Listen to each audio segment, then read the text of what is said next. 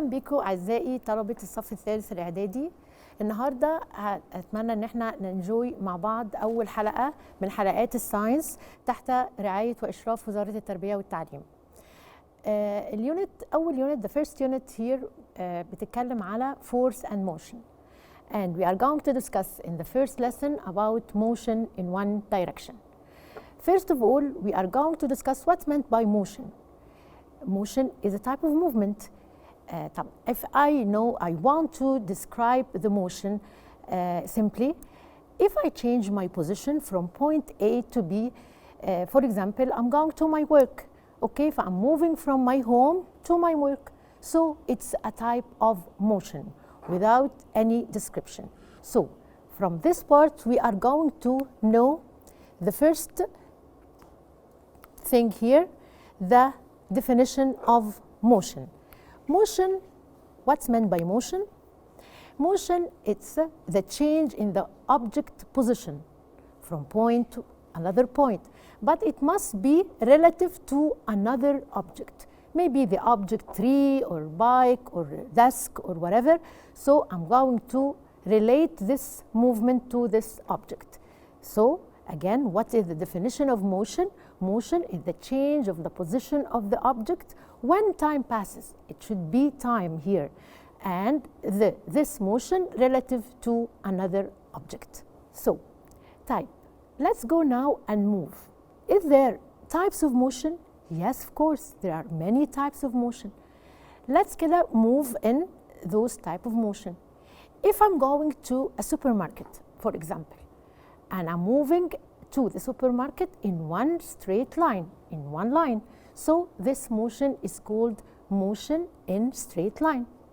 So if I'm going to the supermarket, but I'm going in straight line, so and then I'm boring and get in a curved line, so this is called curved motion. And maybe I took the same motion, but in the combination I make a merge between the two types of motion, either by movement in one straight line and then I turn like I square or U-turn or whatever. So it's a combination between the two types of motion. So let's sum up. What are the types of motion? First, motion in straight line from point to another.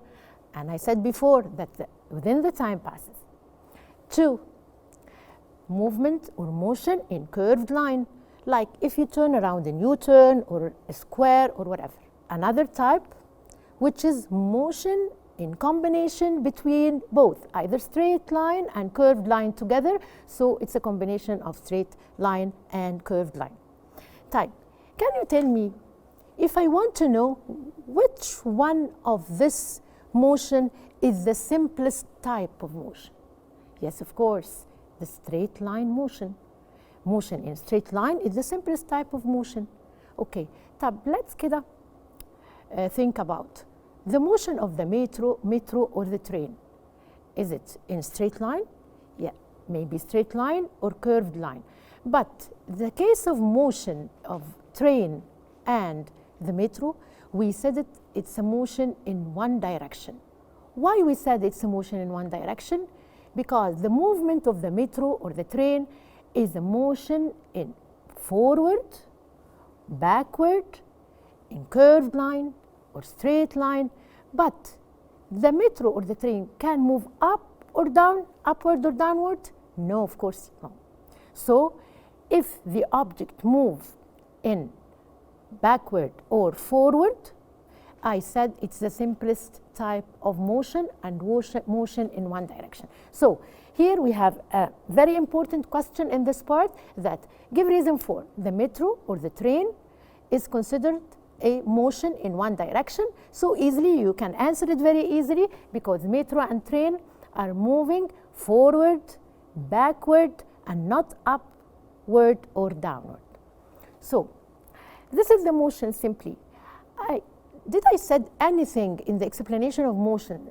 Just I said I'm moving from point to another when time passes. Did I explain it with another factor? No. So this is called motion.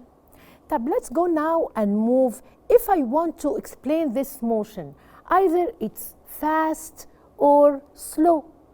So in this case, I'm going to add another factor to describe this motion. Either it's fast motion or slow motion. So in this case, we are going to explain another topic. Let's go and see here. I have two cars. One is a red car and another gray car. Both of them are moving and covering 100 meters. In the first one covered the 100 meters in a time which is 5 seconds. And the second one covered the same 100 meters in 10 seconds. Pay attention. Here I have only one distance, which is 100 meters, but I have two times, either 5 seconds or 10 seconds. Can you tell me from this example, which car is faster? I can hear you. Yes, of course. The car that took the shorter time, which is the red car. Okay. Here, if I have another topic here to explain how fast or slow the body is, so I'm moving in another topic called speed. Look to this example also. I have two cars, but each one of them cover different distance. The first one, which is the red one, covered 100 meters. And the second one with the gray one covered 50 meters. But look here, the time is fixed time. Which one is faster from your consideration? Yes, the one that took the time, but a long distance, which is also the red one, and the red one is the winner in the two cases. Okay, Tab, here, can you tell me why I give you this example? Yes, because from this example, we are going to move in another topic which is very important in our life, but we didn't know any explanation for this, which is called speed.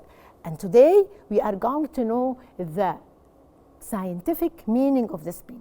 All of you can look around you. You can see the cars movement, the bus movement, your bike movement, but you can say it's fast, it's slow, but you didn't know the meaning of the word speed scientifically.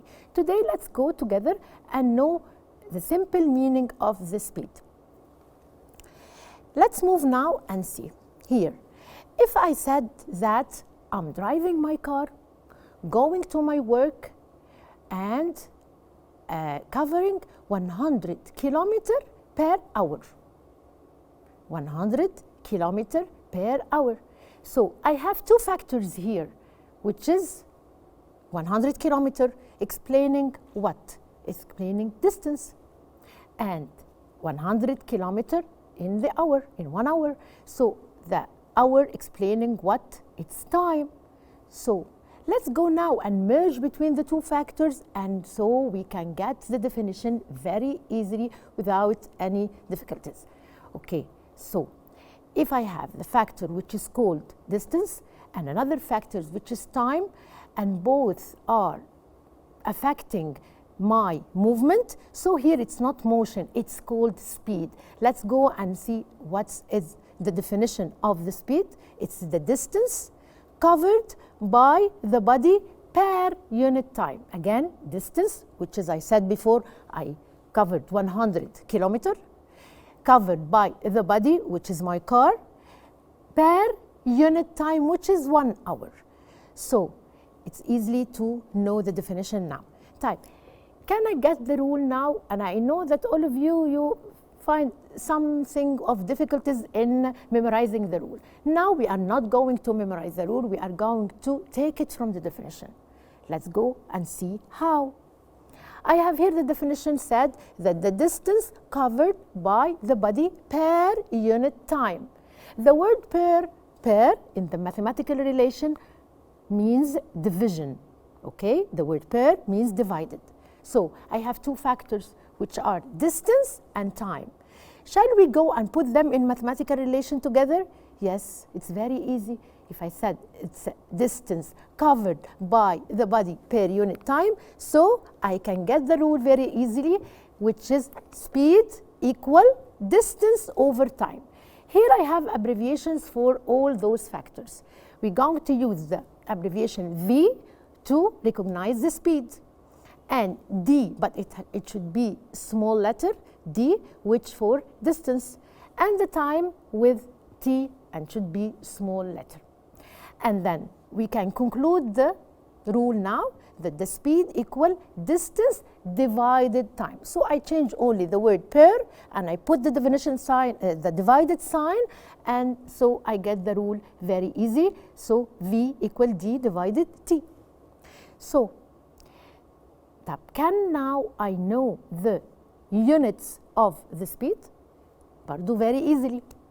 Let's go and see here. I said speed equal distance over time. What is the unit of measuring distance? If I want to calculate the distance of anything, either by centimeter if I have a small distance, or meter for longer distance, or kilometer for a huge distance. So I have three units for measuring distance. And what about a time? A time may be measured by second, minutes, or hour.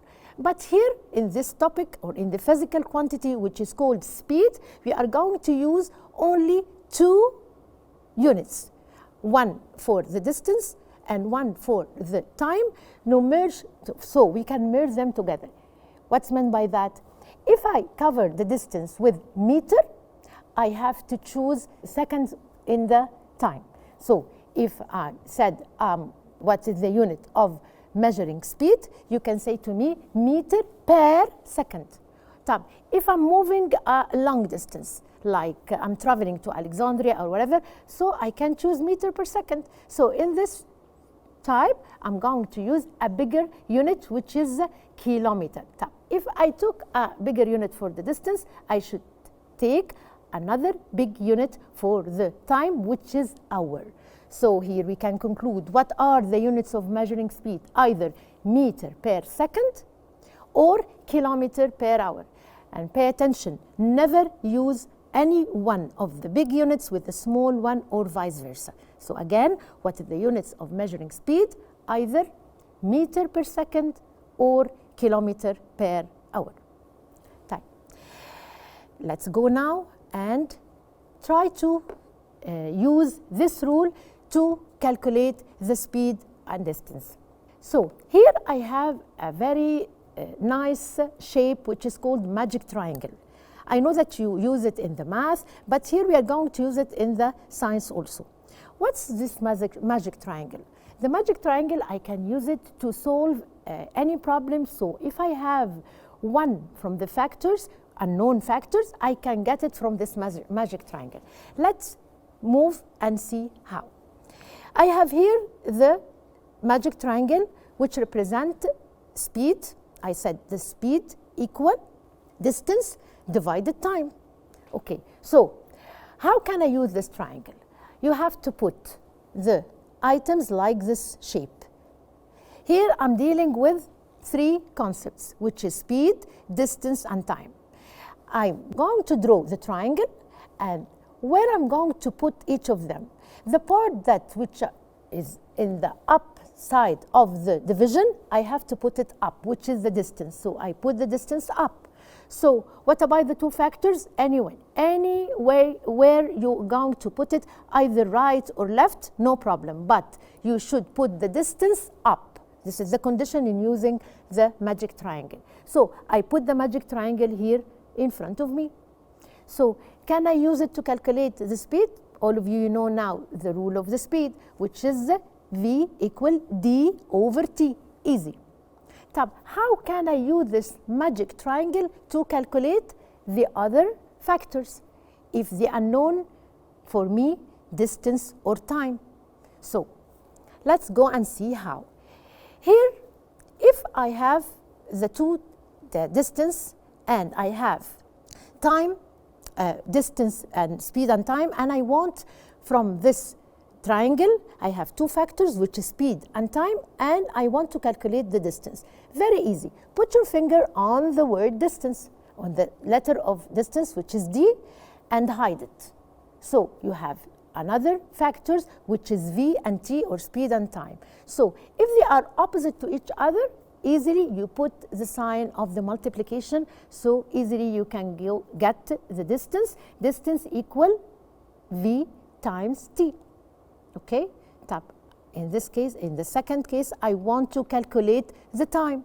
The topic or the factor that you want to calculate it, just put your finger on it, hide it, because it's unknown. Okay, let's go and see how. If I hide the time, so the result is the t equal d divided v. So let's sum up what I'm going to use the triangle in. I'm going to use it to solve any kind of problem. Either I get speed, so I put it, so speed equal distance over time. Here I can find it, speed equal d over t. It's obviously in the triangle. The second use of it, so I can calculate distance. How can I calculate the distance? By time, d equal v times t. Finally, I can calculate the time by time equal d over t. Let's go now and make a practice on some of the questions which is very important in the exam, like give reason for. The first give reason for here, he said that the object speed increases by increasing the distance covered at a certain time. يعني ايه الكلام ده؟ يعني why my speed سرعتي بتزيد لما الديستنس بتزيد. طب it's very easy without making any effort to understand or to answer this question easily. From the triangle, if the two topics here are, relation between them are directly proportional. What meant by directly proportional? يعني if you know before from the second prep the meaning of the directly proportional. If one of those factor increasing, the other factor increasing. So easily I can answer the question because the speed is directly proportional to the distance, but in one condition, when the other factor, which is time, is constant. As we said in the first example, when the two cars are moving in the same time, covering the same time, but one of them is covering long distance than the other, so we said that it's faster. But again, if you said to me, the object speed increasing by increasing the distance, so easily you're going to answer it as because speed is directly proportional with the distance. يعني they are increasing together and decreasing together, which is the simple meaning of direct proportional. طيب, next, give reason. The object speed increases by decreasing the time. Oh, here it's completely different. طيب, التايم كل ما التايم بي decrease كل ما I'm very fast. أنا كنت أسرع. Actually yes. واحد بيحب يسوق بسرعة جدا وبيجري يقول لك أنا سوقت بسرعة مش عارفة إيه وخدت تايم صغنطوط قوي. So here, what is the relation between the speed and time here? They are enemies. They are one up and one down. So here we are going to name this relation is inversely proportional.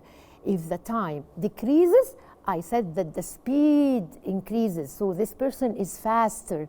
Okay, so how can I answer this question? I said that because the speed is inversely proportional with time, and the simple meaning of inversely, one increasing and the other decreasing. So what are the topics now which are going to compare between them? It's time and speed. كل ما time يصغر كل ما أقول إن الكار دي faster, or the train is faster, or even the runner is faster. Okay? طيب, I'm going to ask you a question. If you have a car, did you recognize some instrument that is found in the tableau of the car? Yes, you can find the hours, or you can find sometimes compass, or the very important thing that you are going to focus on it, the part that بيmeasure your speed اللي احنا بنخاف منه واحنا بنجري ونزودش السرعة. This instrument or this device is called speedometer. From the word speed, speedo from speed, meter because it's counter, it count your speed. So if you ask me very easy question, write scientific term, the device or the tool that found in the cars or planes that measure the speed or identify the speed. So easily you can write speedometer, or the opposite, he can ask you, it is found in the planes or in the cars, so you are going to set speedometer. What are the uses of the speedometer? It is used to identify or measure the speed of the moving objects. Okay, so the definition of the speedometer is that device or the tool that used to identify the speed of the cars or the plane, and we use it to measure its speed. Now let's go and make a practice for how to calculate the speed of a moving object. Let's go and see how.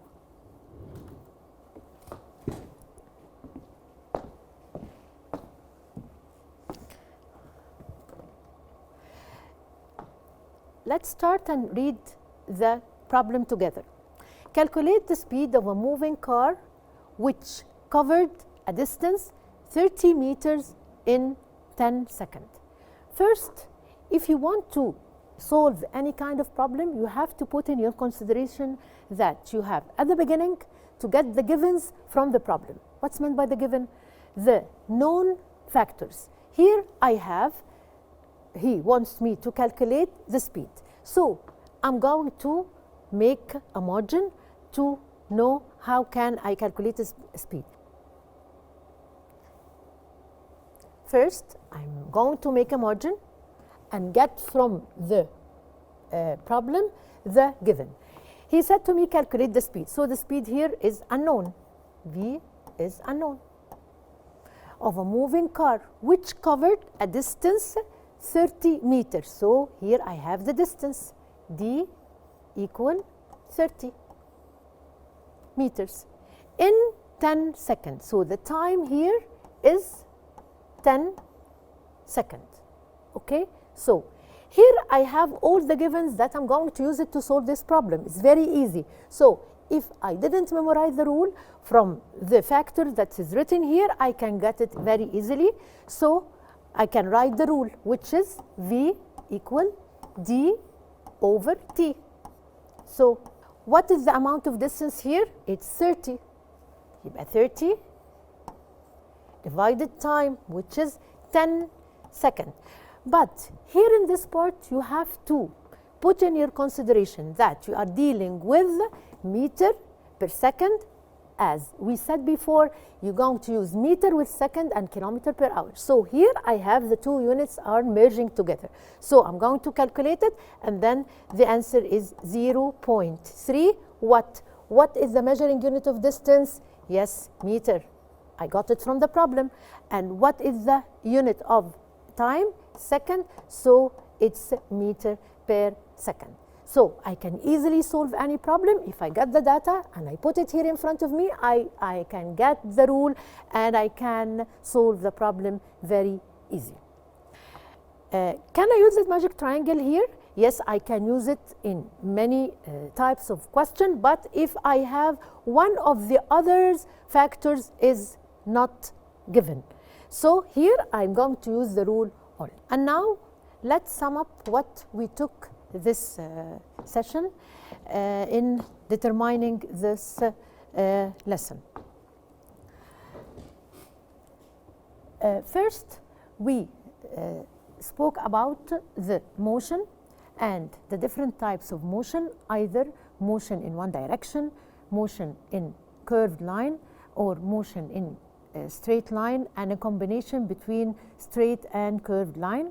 And we said that the simplest type of motion is called the motion in straight line. And we know the very important question, which is metro and train are both considered an example for motion in one direction. Why? Because they are moving in either forward or backward, not upward or downward. And after we finish the motion, we move in the other topic, which is called speed. And in speed, we are going to recognize how fast or slow the objects are. And we finally, from this, we found that the definition of speed is the distance covered by the body per unit time. And the units of the speed, either we can recognize it by meter per second or kilometer per hour. And we use the meter per second for the short distance, kilometer per hour for longer distance. And we know how can we calculate or identify or measure the speed in the cars or in the plane by using a device called speedometer, which is already fixed and found inside the car. And we know also the factors that affect the speed, either distance and time, and the relation between the speed and distance, which is directly proportional, and another relation between speed and time, which is inversely proportional. Then we took a rule for how can you calculate the speed, either if you have the two factors, either distance and time, and we are going to make the rule how speed equal distance over time or distance per time. And I'm going to tell you again and again, and you don't ever forget to write the units, either meter per second or kilometer per hour.